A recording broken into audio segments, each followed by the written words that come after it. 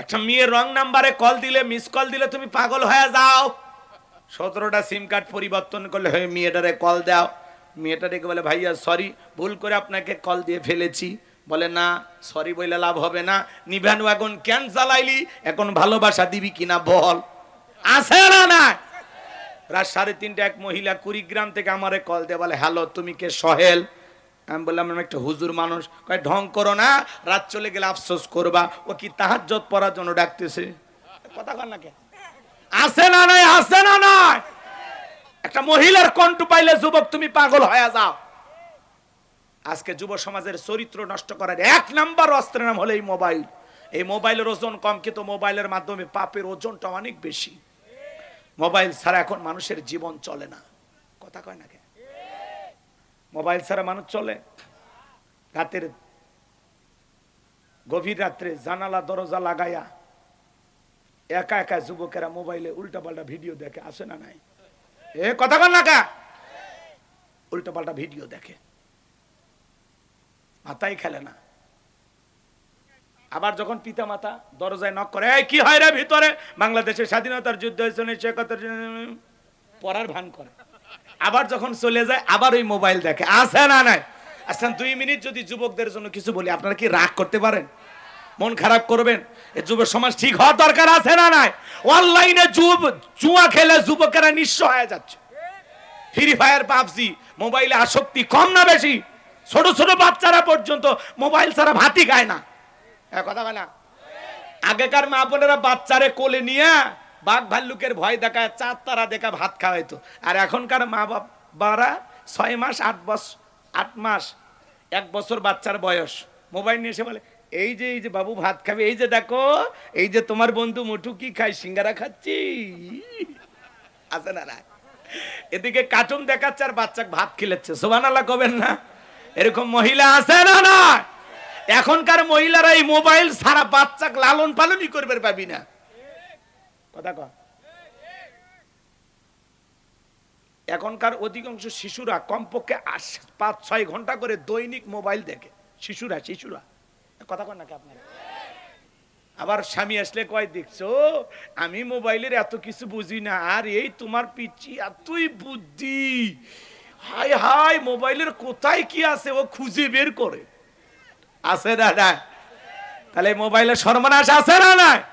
ও দেশে মোবাইল আইছে, চিঠি বন্ধ হয়ে আছে, দিওয়ানা বানাইছে, পোলা মাইয়ার মনের কথা ভাসে বাতাসে। ও দেখো পোলা ফানের মন বাদা ফেসবুকে এখন, মোবাইলে চ্যাটিং কইরা কাটায় সারাক্ষণ। এই মোবাইল পাইয়া দেখো মদনের মাইয়া, এই মোবাইল পাইয়া দেখো রমজানের মাইয়া কি কাণ্ড ঘটাইছে, স্বামী সংসার রাইখা নাকি পলায়া গেছে। 2 বাচ্চার মা, 4 বাচ্চার মা পরকে প্রেম করে আরেকটা ছেলের হাত ধরে পালিয়ে যায়। যে নারী স্বামী রেখে সন্তান রেখে আর একটা পর পুরুষের হাত ধরে পালিয়ে যায়, ওটা নারী জাতির কলঙ্ক। এই মা বোন, তুমি কেমনে পারলা? বাচ্চা রেখে স্বামী রেখে আরেকটা ছেলের হাত ধরতে কেমনে পারো? একটু লজ্জা করে না? কয় হুজুর আমার স্বামী খুব খারাপ। স্বামী খারাপ, স্বামীর কথা তিতে লাগে। ও মা, স্বামীর কথা তিতে লাগুক, তিতা খাও, রোগ সারবে। পরপুরুষের কথা মিষ্টি লাগে, বেশি মিষ্টি খুঁজো না, ডায়াবেটিস বাড়বে। পরপুরুষ 2 দিন মিষ্টি কথা বলবে, ওর সাথে 6 মাস 1 বছর সংসার কর, এমন জাকাত মারবে লজ্জায় ডাক্তারকে বলতে পারবি না। এই কথা কন। রাগ করছেন? তাহলে মোবাইলে আছে না নাই ভাইরাস? আর এই যে টিকটকের নিশা, আপনাদের এলাকা টিকটক নাই? দেশে টিকটক আসিয়া সব গেল বাসিয়া, সিদ্দিক সোরা নায়ক হইছে আইডি খুলিয়া, হিরো আলম নায়ক হইছে আইডি খুলিয়া। এই মোবাইলে হাই কি জাদু আছে ভাই, পোলাপান বুইজাছে, পড়ালেখা তুইলা রাখছে সপ্তম আকাশে।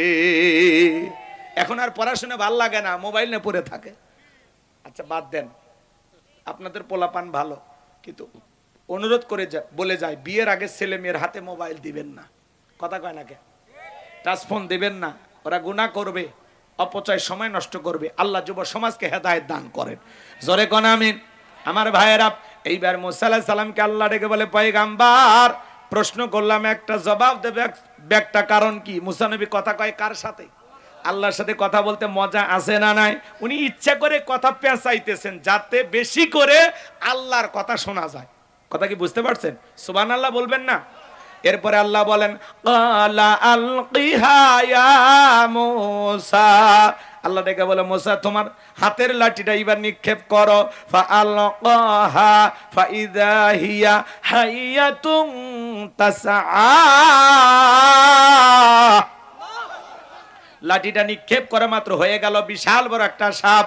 মুসা নবী বলে, বাপ রে বাপ, যে জাতের সাপ, আমার বংশ করে দিবে সাপ। মুসা আলাইহিস সালাম ভয়ে দৌড়াইতে লাগলেন। আমার আল্লাহ তখন ডেকে বলেন, ক্বালা খুযহা ওয়ালা তাখাফ সানুঈদুহা সিরাতাহাল উলা। আল্লাহ ডেকে বলে, মুসা ভয় পেও না, আমি আল্লাহ লাঠিকে সাপ বানাইছি, আবার সাপের দিকে হাত বাড়াও, পূর্বের মতো লাঠি বানায়া দিব। মুসা নবী ভয়ে ভয়ে ধরতে গেছে, সাপ ধরা মাত্র হয়ে গেছে লাঠি। এর নাম হলো মুজিজা। এর নাম কি? মুজিজা। এরপরে আল্লাহ রাব্বুল আলামিন বলেন, ওয়াদহুম ইয়াদাকা ইলা জানাহিকা তাখরুজ বাইদা মিন গায়রি সুইন আয়াতান উখরা লিনুরিয়াকা মিন আয়াতিনাল কুবরা। আল্লাহ ডেকে বলে, ও নবী মুসা, ডান হাতটা বগলের নিচে ঢোকাও, ওখান থেকে বের করো। কোন দোষ ছাড়া আমি আল্লাহ ধবধবে উজ্জ্বল সাদা চমৎকার আলো প্রদর্শন করব। এই যে কুদরতের দুইটা নিদর্শন দান করলাম, দুইটা মুজিজা দান করলাম, এইবার তোমার দায়িত্ব হলো ইযহাব ইলা ফিরআউনা ইন্নাহু তাগা, ফিরাউনের নিকট চলে যাও। ফিরাউন সীমা লঙ্ঘন করেছে। যা বলো, ফিরাউন রে, তোর বানানো আইন দিয়ে মিশর পরিচালনা হবে না, এখন থেকে মিশর পরিচালনা হবে আল্লাহর আইন দিয়া। আল্লাহু আকবার কোন। মুসা আলাইহিস সালাম ডেকে বললেন, আল্লাহ আপনি কি ভুলে গেছেন আমি ফিরাউনের দরবারে মার্ডার কেসের আসামি, গেলেই তো ফাঁসি দিয়ে মারবে। আমার আল্লাহ ডেকে বলে, পয়গাম্বার ভয় পাওয়ার কোনো কারণ নাই, আমি আল্লাহ যার সাথে আছি, কোনো জালেম ফাঁসি দিয়ে মারতে পারবে না, আগুনে পোড়ায় মারতে পারবে না, পানিতে ডুবাইয়া মারতে পারবে না, হাজারো দিন রিমান্ডে নিয়েও ওরা মুমিনের মুখের হাসি কেড়ে নিতে পারবে না। আল্লাহু আকবার। ইমানদাররা ভয় পায় নাকি? ভয় পায় না। ইমানদারদের জন্য মৃত্যু তো একটা সেতু বন্ধন, না মরলে জান্নাতে যেতে পারবেন। আল্লাহকে বলেন, আল্লাহ শহীদি মৃত্যু দিও। আরো আসতে কোন, আমি মনে হচ্ছে এখনই যুদ্ধের ময়দানে নিয়ে যাবো, ভয় পাচ্ছে। আরে আল্লাহর কাছে চান, নিয়ত ভালো থাকলে বিছানায় মৃত্যু হলে ওটাও আল্লাহ শহীদ হিসেবে কবুল করবে। নিয়তটা রাখেন যে আল্লাহ দিনের জন্য আমার জান মাল রক্তকে কবুল করে নিও। আল্লাহর কাছে বলেন, যুদ্ধ কবে হবে জানি না, তবে প্রস্তুত নেন। রাগ করতেছেন? চাচা সেই রোমান্টিক চাচা। হ্যাঁ, আল্লাহু আকবার। চাচা মুখস্থ রাখেন, সামনের দিকে যায়। এই যুবক, এই শোনো, এদিকে এদিকে, খারাপ লাগতেছে? এই তো শেষের দিকে এসে গেছে, আমরা একটু মনোযোগ দেন, শেষে মজা আছে। আল্লাহু আকবার কোন। এইবার পয়গাম্বার থেকে বলে, আল্লাহ যাওয়াই লাগবে। আমার আল্লাহ বলে, অবশ্যই, নবী বানাইছি, তোমারে যাইতে হবে। পয়গাম্বার ডেকে বলে, আল্লাহ আমার অন্তরে একটু ভয় করে, আপনার কাছে একটু দোয়া করি। আল্লাহ বলে, করো। এইবার পয়গাম্বার দোয়া করা শুরু করলেন। আল্লাহ রব্বিশ রহলি সদরি ওয়ায়াসসিরলি আমরি ওয়াহলুল উকদাতাম মিন লিসানি ইয়াফকাহু কওলি ওয়াজআলনি ওয়াজিরাম মিন আহলি হারুন আখি। দেখে বলেন, হে আমাদের রব, আমার বক্ষকে প্রশস্ত করে দাও, আমার কাজকে সহজ করে দাও, আমার জিহ্বার জড়তাকে দূর করে দাও, আর আমার পরিবারের মধ্য থেকে আমার ভাই হারুনকে আল্লাহ তাআলা নবুয়ত দান করো। আমার আল্লাহ ডেকে বলে, পয়গাম্বার দোয়া মঞ্জুর করা হয়ে গেল, আমি তোমার ভাই হারুনকে তোমার দোয়ার কারণে নবুয়ত দান করলাম। বলুন সুবহানাল্লাহ। যাও, তোমার ভাইকেও নবী বানাইলাম তোমার দোয়ার কারণে। সুবহানাল্লাহ কর। এক নবী দোয়া করছে, আল্লাহ আমার ভাইকে নবী বানাও, আল্লাহ কয় দোয়া মঞ্জুর। যাও, এবার দুইজন মিলে যাও।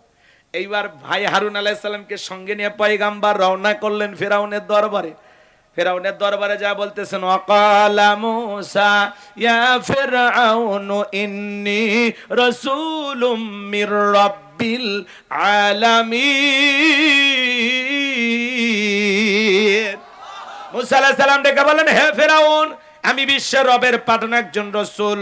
হাকিকুন আলা আল্লাহ আকুলা আলাল্লাহি ইল্লাল হক, আমি আল্লাহর ব্যাপারে সত্য ছাড়া মিথ্যা কিছু বলবো না। বিদায় বানি ইসরায়েলদেরকে মুক্ত করে আমার সঙ্গে যেতে দাও। এইবার ফিরাউন বলে, ক্বালা ইন কুনতা জিতা বিআয়াতিন ফাতি বিহা ইন কুনতা মিনাস সাদিকিন। ফিরাউন দেখে বলে, তোমার কাছে যদি প্রমাণ থাকে, স্পষ্ট কোনো দলিল থাকে, সেটা আমাদের সামনে উপস্থাপন করো। যদি তুমি তোমার দাবিতে সত্যবাদী হও, তুমি যে নবী, কি আছে প্রমাণ? কি দেখে বুঝবো তুমি নবী? মুসা আলাইহিস সালামের কাছে প্রমাণ আছে কয়টি? 2টি। লাঠি ফেলায় দিলেন, হয়ে গেল সাপ। বগল নিচে থেকে হাত বের করলে ধবধবে উজ্জ্বল সাদা চমৎকার আলো প্রদর্শন করলো।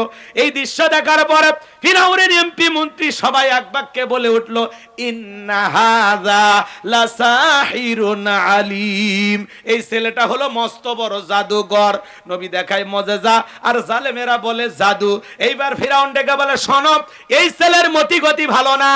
ও ভয় ভীতি প্রদর্শন করে জাদু দেখায়া আমাদের ক্ষমতার চেয়ার থেকে তাড়াইয়ে দিয়া ও ক্ষমতার চেয়ার দখল করতে চাই। তোমরাই বলো কি করা যায়? এইবার এমপি মন্ত্রী সবাই বলতেছে, নেতা ঘাবড়ানোর কোনো দরকার নাই। ও যেহেতু জাদুর খেলা দেখাইছে, এই দেশে তো জাদুকরের অভাব নাই। ওই দেশে জাদুর ব্যাপক প্রচার প্রসার ছিল। নবীর মুজিজা ওদের কাছে জাদুর মতোই মনে হলো। এইবার তারা বলল, যাও, তোমরা 2 জন যাও, নির্দিষ্ট দিনে তোমাদেরকে ডাকা হবে। এইবার তারা কি করলো, ইয়াতু বিকুল্লি সাহিরিন আলিম, শহর বন্দর থেকে দক্ষ দক্ষ জাদুকর ফিরাউনের দরবারে উপস্থিত করা হলো। আমার ভাইয়েরা, সমস্ত জাদুকর ফিরাউনের দরবারে উপস্থিত হইয়া খেলার মাঠে নামার আগে দেখে বলে, নেতা, আমরা যদি আপনার শত্রু মুসাকে পরাজিত করতে পারি, আমাদের বেনিফিটটা কি, লাভটা কি, পুরস্কার কি থাকবে? ফিরাউন তখন বলেছিল, ক্বালা নাআম ওয়া ইন্নাকুম লামিনাল মুকাররাবিন। ফিরাউন দেখে বলে, এই দরবার হবে তোমাদের বসবাসের জায়গা। এই রাজপ্রাসাদে আজ থেকে তোমরা থাকবা। তোমরা সবাই আমার নিকটতম ব্যক্তি। যারা রাস্তাঘাটে জাদুর খেলা দেখায়, ওরা যদি রাজপ্রাসাদ পায় আর কিছু লাগে? কথা বলেন ভাই, লাগে? ভালো করে বুঝবেন। এইবার হাজার হাজার মানুষ একদিকে, আর মুসা আলাইহিস সালাম, হারুন আলাইহিস সালাম একদিকে, আর দর্শক চতুর্দিক দিয়ে ঘিরে রাখছে খেলা দেখার জন্য। এইবার জাদুঘরে ডেকে বলে, ও নবী মুসা, জাদুর তন্ত্র মন্ত্র বান আগে আমরাই নিক্ষেপ করবো নাকি তুমি নিক্ষেপ করবা? মুসা আলাইহিস সালাম ডেকে বলে, ওস্তাদের মার্শার সাথে তোমরা তোমাদের জাদুর বান নিক্ষেপ করো।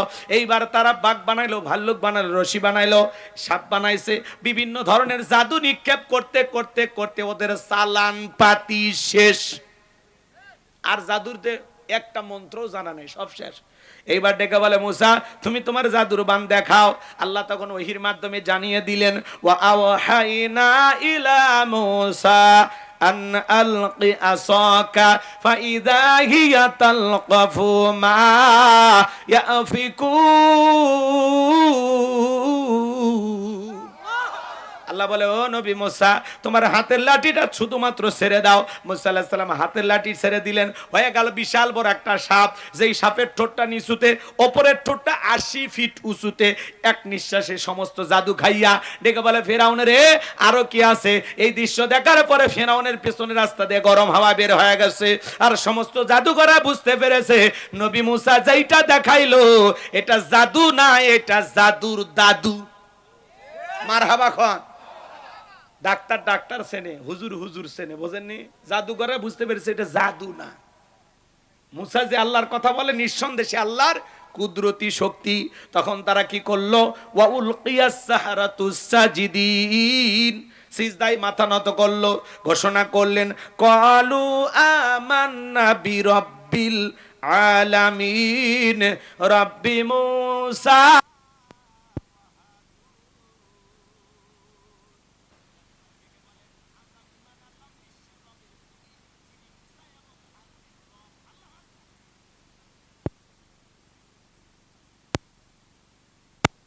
পরে সূরা ইউনূস।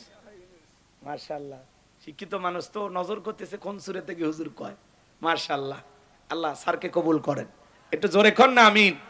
কষ্ট হচ্ছে নাকি? বিরক্ত হইছেন আমার কথা? আমার দিকে তাকান বাজান গো আমার। যে কথা বলতে চাচ্ছিলাম, এইবার সবাই যখন কালেমা পড়ে ঈমান আনলো, ফেরাউন হুমকি দিতে লাগলো, কি ব্যাপার, আমার অনুমতি ছাড়া ঈমান আল্লাহ, তোমাদের খবর আছে, হাত পা কেটে নেব, শুলিতে চড়াবো, ফাঁসি দিয়া মারবো, দেখে নেওয়া হবে। জালেমেরা যখন পারে না তখন তাই হুমকি হুমকি। কথা কন না কে? এখনো হুমকি ধুমকি আছে না? নাই। উমুক মার্কায় ভোট দিয়ে এলাকায় থাকবা, আমি থাকতে দেব না, এলাকা ওর বাপের। কথা কন না কে? এত হুমকি ধুমকি ভয় পান কেন? দাঁড়ান তো ভাই রে, দাঁড়িয়ে থাকেন তো, ইনকে করেন, দেখেন ওর পড়ে যাবে। আপনি কমাই এরকম কি? আমার ড্রাইভার দেখছেন, ছোট্ট না মানুষ, 40-42 কেজি ওজন।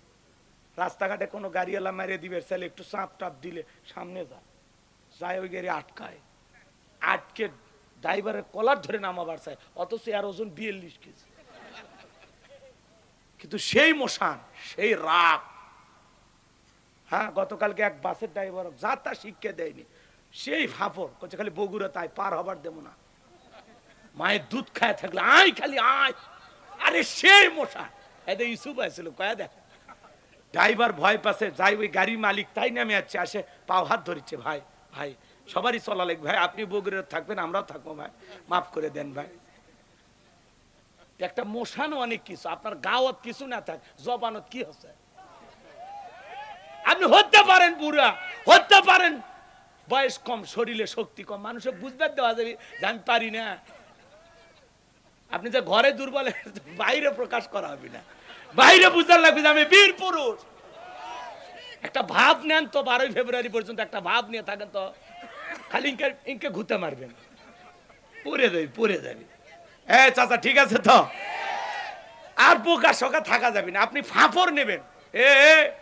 জানিস, একটা ফোন দিলে রে এর থেকে লড়বার পারবো না, তুই আমার বুড়া মনে করিস? হ্যাঁ, আমার বাড়িতে রে এটা বুড়া মনে করিস না, 11টা দুনিয়া টানছে আমি, সেই জিনিস তোর মতো ছেলে তো ধরি না, তুই তো 2 দিনের দল করিস।